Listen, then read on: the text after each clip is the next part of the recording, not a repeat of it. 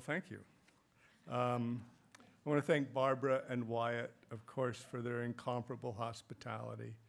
Megan Roberts, the whole beautiful, handsome, and talented staff, including the two Adams.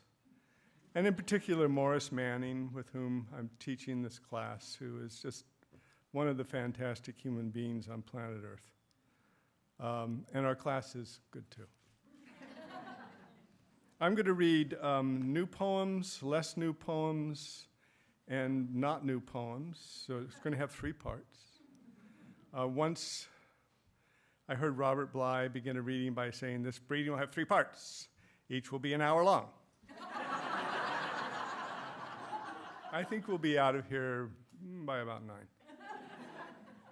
And I must say that reading by Bly, it flew by. It flew by.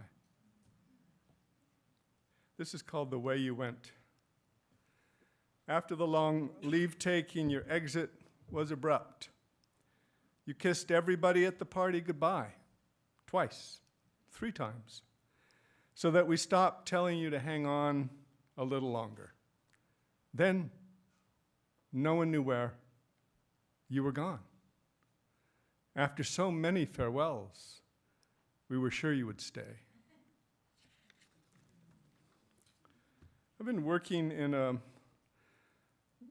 with short poems, each of them 4 quatrains long, completely occasional, and based on this things I come across. And this one was based on coming across this sentence about our neighboring galaxy on Andromeda. Only 4 billion years from now, our galaxy runs into Andromeda. I thought, only 4 billion years, huh? Only 4 billion years from now, our galaxy runs into Andromeda. Our star survives. Our planet's already toast. Nothing's alive. That holocaust, when the sun gulps all our air itself, is only 1 billion years away. Will we ourselves be here? Unclear. And history begins only 6,000 years ago, and it's been only 2,000 years since some began to wait for an end to history. Or is that too long to wait? Time breaks your heart and mends it in one stroke. We've loved for 40 years. Only 40? That's not too long. The next 2 are elegies, in some ways trying to gather up the wonderful poets who have left this year in the last couple of years. This will seem to refer only to the male poets, but I know one of the dearest of them all is Claudia, who is gone, Claudia Emerson. But this poem goes like this. Now that the father's gone, the sons are equal, the daughters too. No one is number one. Each will step forward with a eulogy and sing the survivor's song. That song includes nothing from the nest, nothing that used to outscream other songs. It will not gape to be fed first or wing push the others out. The song, if anyone can truly sing it, has never aimed at eloquence or sword, but pivots from the stage, laconic, humbled, after a word. There is no one among the favored children who can achieve the parents' range of song, and that is what each sings. That falling short is the survivor's song.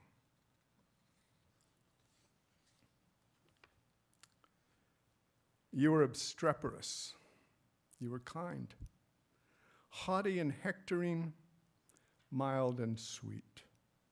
You kept in touch. You kept your distance. You're out of reach. You were self-sacrificing. You were pushy. You loved to talk. You sulked. You took all the air out of the room and stalked off. You were vibrant. You were low-key, down to earth, Olympian. You were alien. You were one of us. You won't come again. You've stopped living and were so good at it. An activist of life, a lover. You were a bad friend, a good friend. You're over.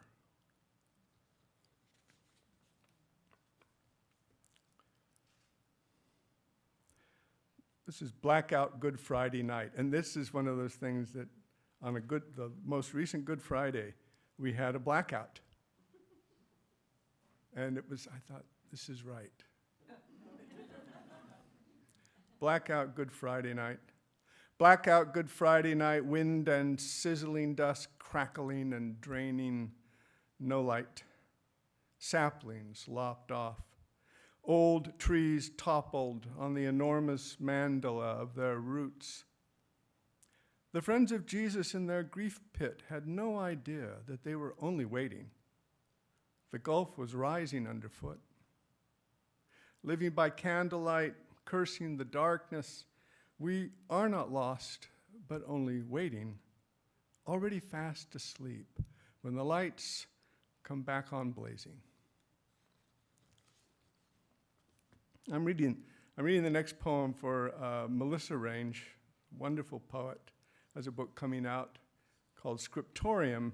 And so we talked at lunch today about this aspect of the Middle Ages when monasteries, including their scriptoria, were frequently sacked by marauding Vikings.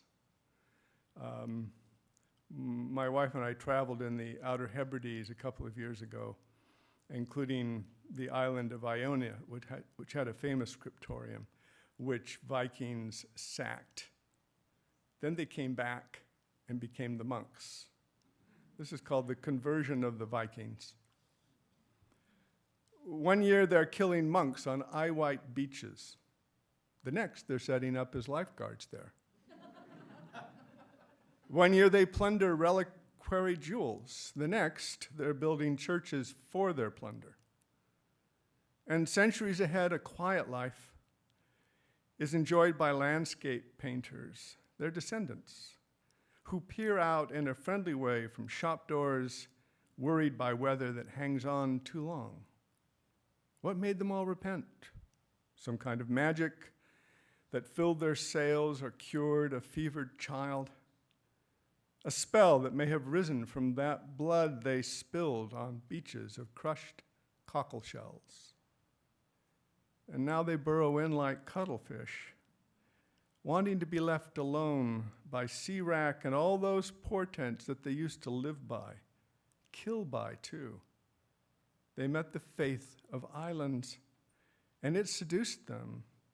They seduced themselves with silhouettes of landfall, pale blue accidents, each promising a place to take and hold for the world's untethered traveling murderers. The next three poems I'm going to read are all based on poems that I love. And I have loved these poems and always wished I could write those poems. And I think in the last couple of years I decided, well, why not just write them? So I'm not going to tell you what they are. You may recognize them as I read them. The first one needs a little introduction. I grew up in the South Bay of Los Angeles. That's the south end of Santa Monica Bay, and I have a friend who has remained there. And I see him maybe once or a year. But when he writes to me, he always says, "When are you coming home?" Now, I've lived in the South for 36 years.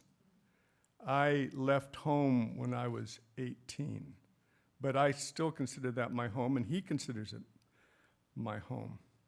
So we were together last fall, and we were talking about weather and things, and he was talking about, the difficulty of living in Southern California, the worry, earthquakes. And I said, about living in Tennessee. I said, well, we have tornadoes. And he said, don't say we.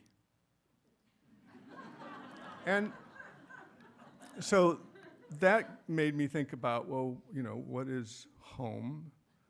And then I remembered, too, that I grew up, my father's a minister, and I grew up in a home in which a whole lexicon of prohibited words existed. You cannot say these, which gave them all the more beauty and power.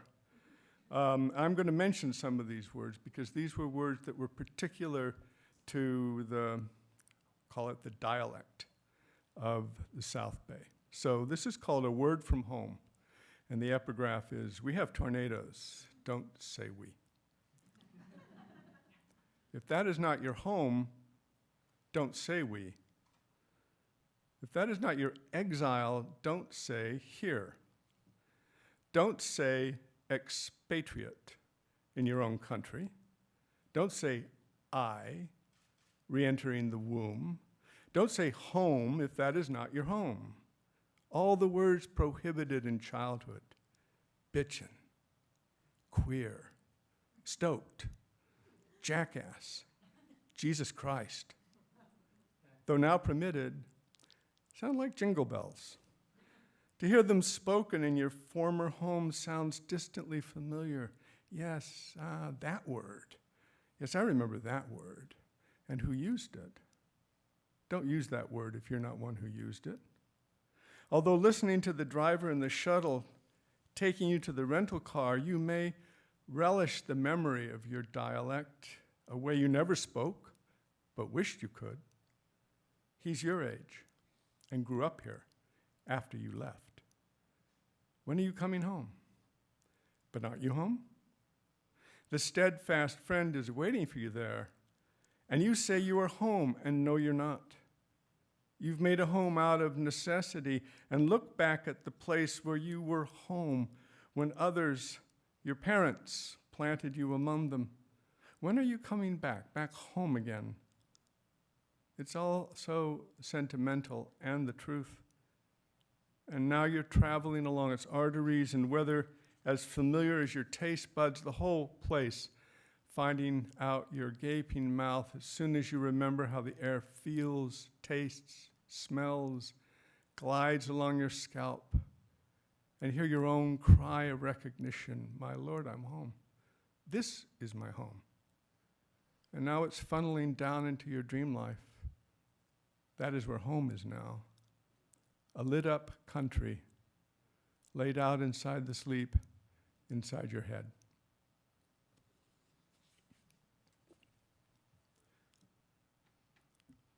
Now, when I saw this friend, we were together with other friends who had at a memorial gathering for our high school English teacher, our senior English teacher.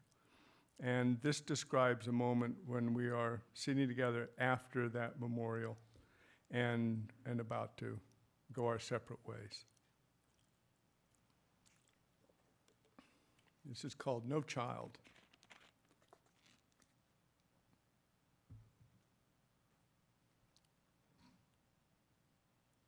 This one I bet you get. I don't think you probably follow the other one, but this one you may hear the echoes, which are deliberate.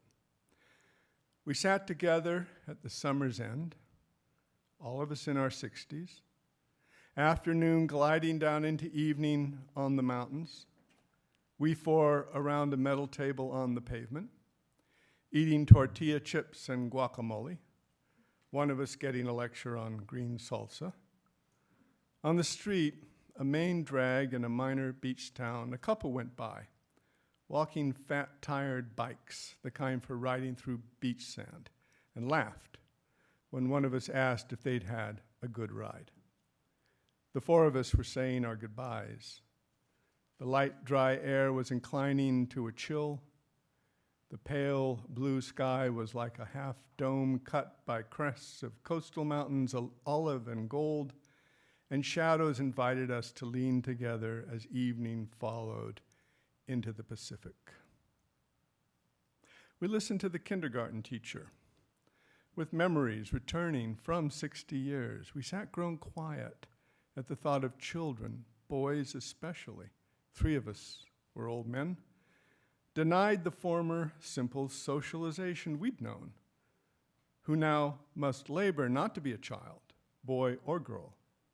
The teacher, a mother with 2 sons, felt a special sympathy for the boys, made to sit and learn their lessons so she could quantify the outcome of their learning.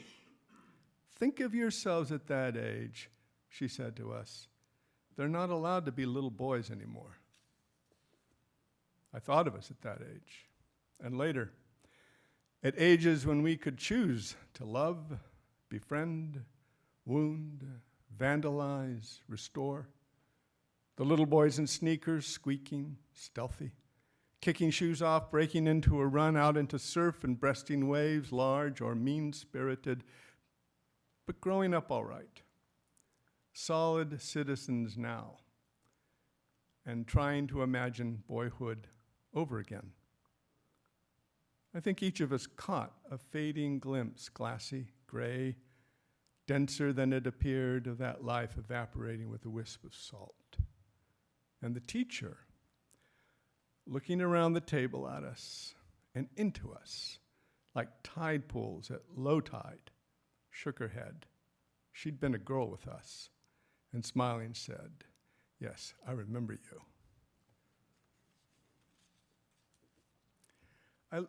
I realized that I've actually had never written a poem about what I do for a living.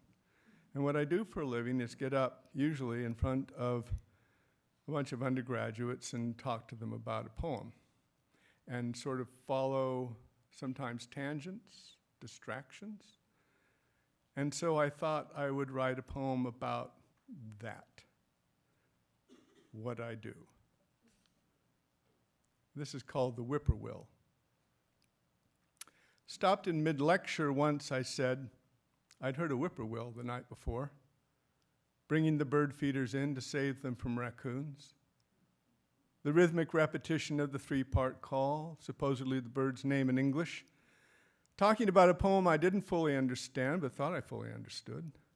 Just at the moment when I was going to share my ignorance once again, I interrupted myself with this announcement. Electrifying, I said.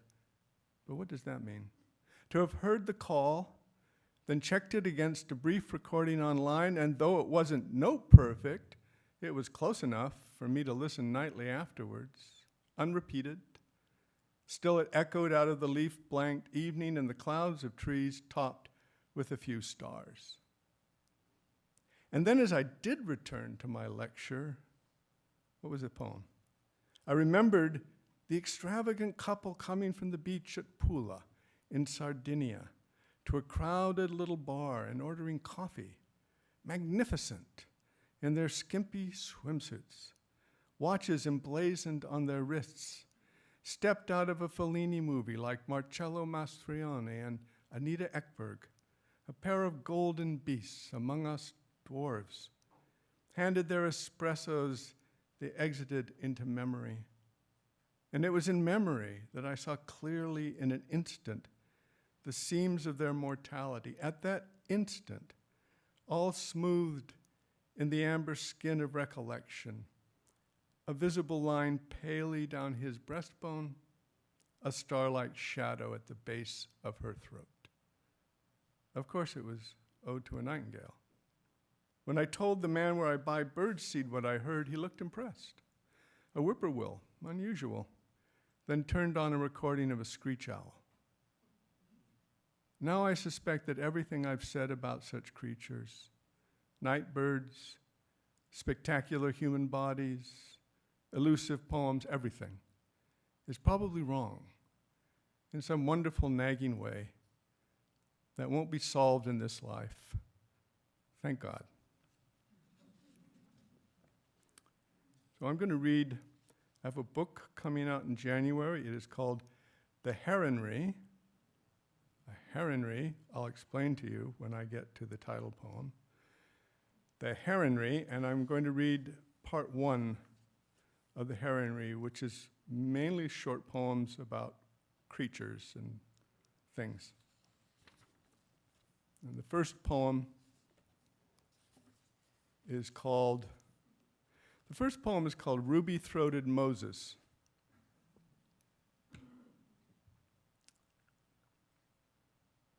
When my eye caught the green surprise of a hummingbird inside the dim garage, like a brooch pinned against the sheetrock wall, I canted open the creaking garage door and tossed him back to blinding summer life. He spiraled into brilliance out of sight. When Michelangelo struck Moses' knee and shouted at him, "Speak!" the chisel made a dent. But Moses kept his glaring silence. And yet, through the statue's marble hair, a wildness stuck out two ridged horns and spoke. "Let this be light," it said. "Let this be light." Now, I'm not comparing myself to Michelangelo. I'm comparing the statue to a hummingbird. And I feel obliged to say that. I'm not. Hummingbird statue. Wildness.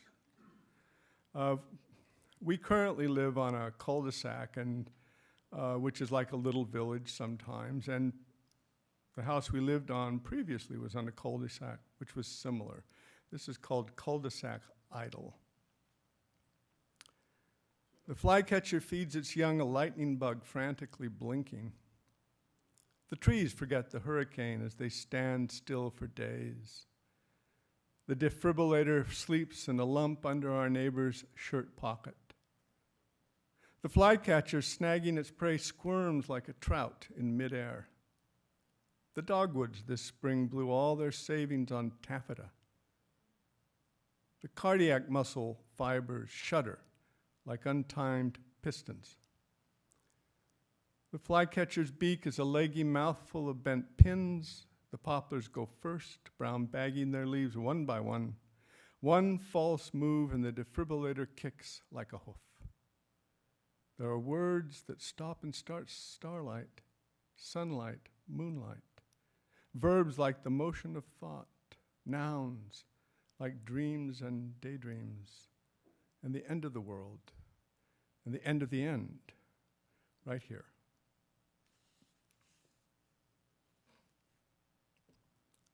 This is Bat. I remember the Sierra Pond, where at evening bats went dipping.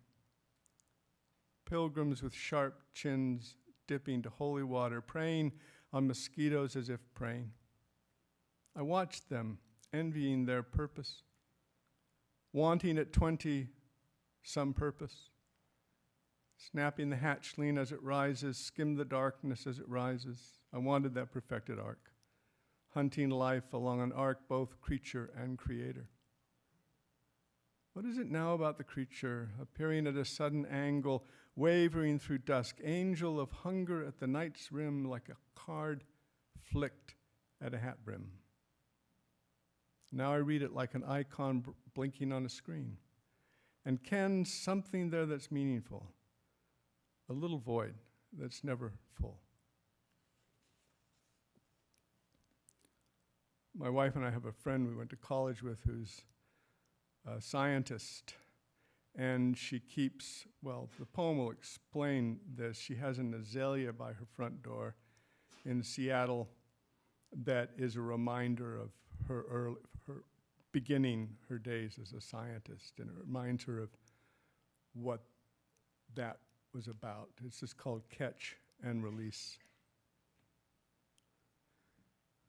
By the scientist's front door in azalea, memento of a term in college catching field mice under redwoods among azaleas, to study traits of families, their range among azaleas. Now she has one flowering yearly by her front door. Pressure of the lab, of funding overheads and uncommitted assistance, yet the azalea greets her every day. A memory tangled in it like cobweb mist of doing a simple task repeatedly under the redwoods with the have-a-heart traps, then in the clean lit lab simplicity, youth, one or two obligations, their emblem, the azalea, and the release, gray and silver quickness in the undergrowth, to hunting, breeding, hunger, the speed of life.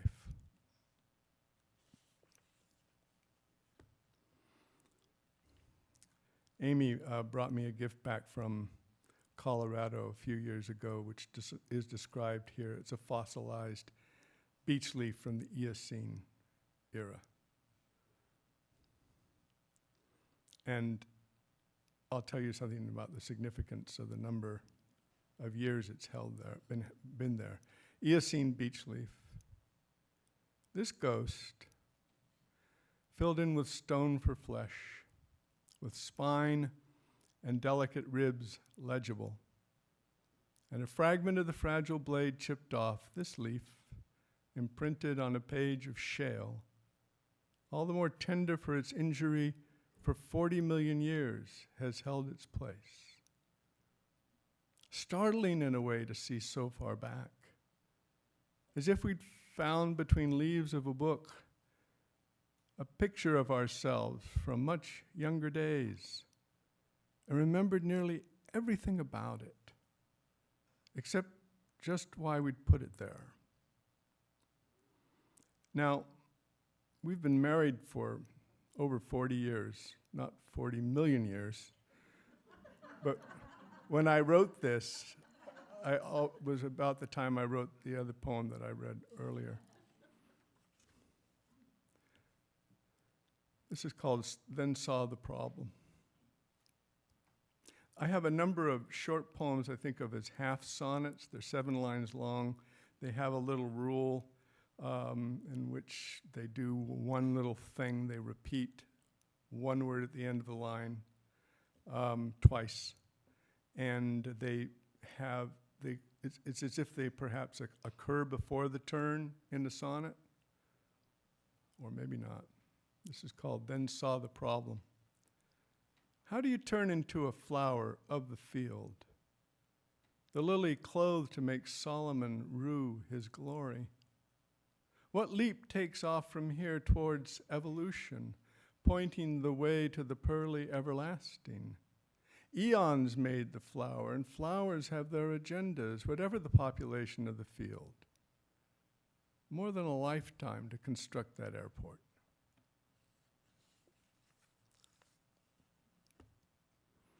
This is called the kestrel.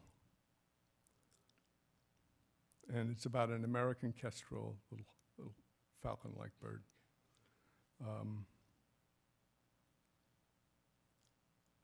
While she spoke, I saw another encounter.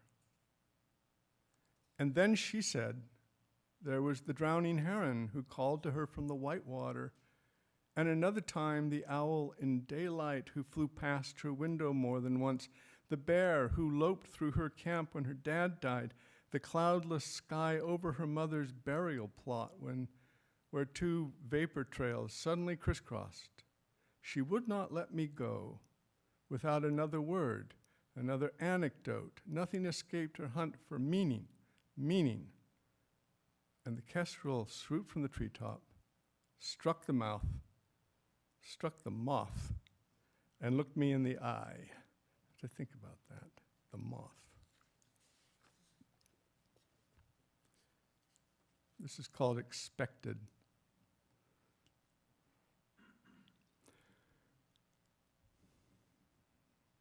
That sense on a fall night driving home that I will see something and must see something, climbing the hill toward the reservoir. I will see the shadowy buck grazing in a hollow of lawn, and his antlers emerging like a doused candelabra, and stop the car to peer beyond the street lights with my headlights off as he watches me and decides to dip his face back to the dark grass. That sense of readiness prepared by so many unexpected things. The man lunging onto our car in the metro, the doors hushing shut, the gendarmes slapping their hands on the windows as we pulled away. He glared at the one couple who dared to look at him and excused himself with a barked curse. That sense, recorded in the lifted arms and curved fingers of the Highland dancers, to honor the deer's grace as he eludes the hunter. That sense derived from my mother, who saw an angel beside her bed as a child and knew the ghosts who attended her as she cleaned house were playful but indifferent. Seeing her during her difficult recovery, naked, in her diaper, and helping her dress, and washing her hair. That sense that I would find the dimple in her scalp where the prosthesis was inserted. It gathers in the strange and makes it yours.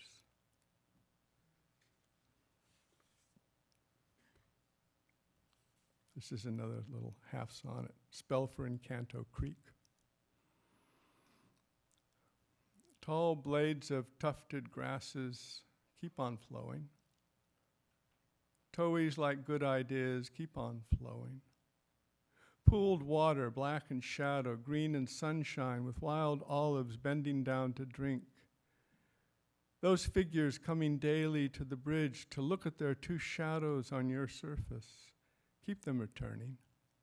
Keep them coming back. This is kind of an exploded sonnet, and it follows the narrative of an epic simile. It's called Outward Bound. As when, on the interstate in the country, you have to pull over and stop and get out to change drivers, the hurtling forward stops, and the day opens as the car door opens. And you are no longer moving but still as the day moves around you, and you see just how fast everyone else is going, and you decide either to enjoy the field beside you, your back to the traffic, or quickly as possible get the car going again. So, leaving the rush of private thoughts is also like entering an open stillness. A great halt occurs. Someone else talking removes you from the inner pressure, and either you can enjoy the release like a field of sunflowers, or hurry to break off and rejoin the mental traveling that speeds you away. This is the title poem of my book. It's called The Heronry. What is a heronry? It is a place where you have a lot of herons. Actually, it's where they roost. And in this case, they were night herons. Now, this is a place we discovered in the fall of 2008. We'd been at Sewanee, and we were going on leave, both of us, and we went to this place in California where we discovered this nature preserve and this wonderful, wonderful place. And I'm not going to tell you where it is. The heronry. After a year of too much FaceTime, I came where I could choose, instead of people, birds and their slant gaze, water, trees, and clouds, the gossip and confidences of cat's paw breezes across the face of a lagoon. I knew the place was the byproduct of money. I knew it was peace that the state had paid for, though only a few who knew about it prospered. There was a bench in the sun that looked out over the shallows, near where a black phoebe fluttered and looped, and a great egret slid 1 foot forward at a time in the thin water. And there was the heronry, a thicket of slim-branched eucalyptus, with the night herons in their black caps and sturdy patience like security guards roosted and slept. I put my eyes to binoculars, a pen on a notebook page. Students rode by, lugging surfboards out to the point. I heard all kinds of chatter, but always in a passing stream. Simply to watch as other creatures lived, stalked each other for sex, ate, or staked their territory with frantic displays, or like cormorants dried their wings in the sun, simply to stand apart and be something else, the note-taking one, inconsequential, lent me a greater peace than prayer, to be no more than a stump or a rock, yet too untrustworthy to nest in or light upon. I'm talking about a few minutes of stillness a day, as birds did their work, and stiller than I, the golden bush and ice plant ingested the sunlight. The clouds, always moody, chose a single mood. The night herons studied their dreams, and a loneliness that I still believe was solitude dusted me with its pollen. The water twitched a little. I pretended I had it all to myself. I tried to observe behavior I could note in my book, though every time I thought I'd captured a stride or wing beat, it altered, or the hunter missed. And I hadn't come there for knowledge anyway. I don't know why I came, to tell the truth, except to be alone, though I wasn't alone, and don't think I wanted to be. Once the crack of a branch falling under a bulky red-tailed hawk sent a murder of crows like a loud black rainbow arcing across the lagoon. Every other bird scattered, except the night herons, who didn't stir a bit, hunched on single legs on single branches. Some people in the distance pointed, and I was glad to be there, looking where they looked. I almost think I could write about it forever, adding word to word like coral in a reef, an excess of language like the genetic code and extravagance, like all the stars, too much ever to be needed except by the need for there always to be more. That need which, when the end comes, looks past it, for woods and hills and ocean, for fields and streets and houses and horizon, repelled by blankness, expecting beyond sleep the dream country and its population.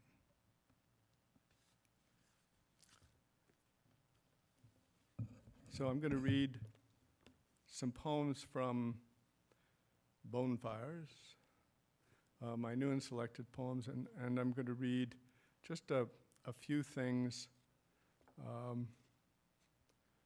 Both of these poems are actually forms of admonition for someone who's, I'm a whiner.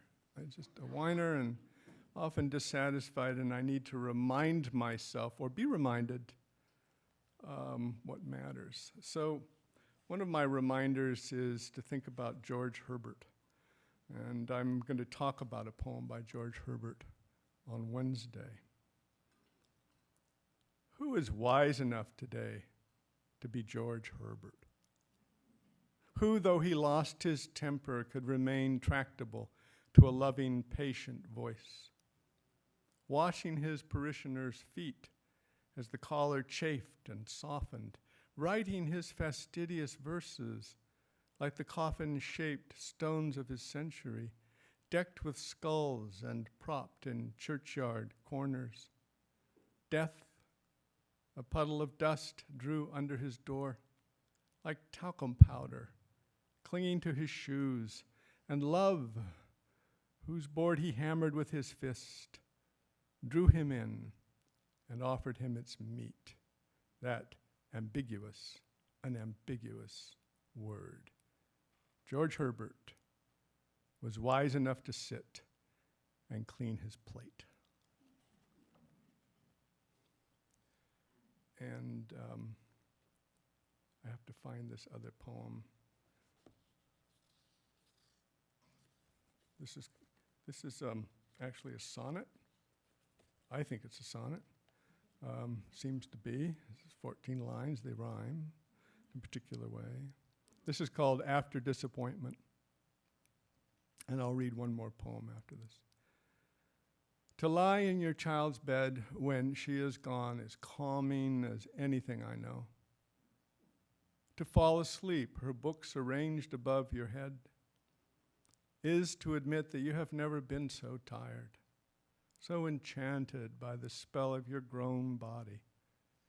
To feel small instead of blocking out the light, to feel alone, not knowing what you should or shouldn't feel, is to find out, no matter what you've said, about the cramped escapes and obstacles you plan and face and have to call the world, that there remain these places, occupied by children, yours if lucky, like the girl who finds you here and lies down by your side. And I will end with this poem, a wonderful poem of reproach and admonition that I'm so grateful for. This is called Summer.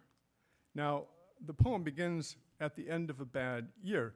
Only an academic would think of summer as the end of the year, but that's the substance of this poem, and it's also a sonnet, but much looser than that one.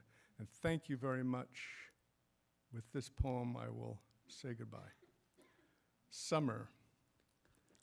At the end of a bad year, the swifts offer their bodies to the air we breathe, saying, "This is the real world," as she did, turning to me on the bed.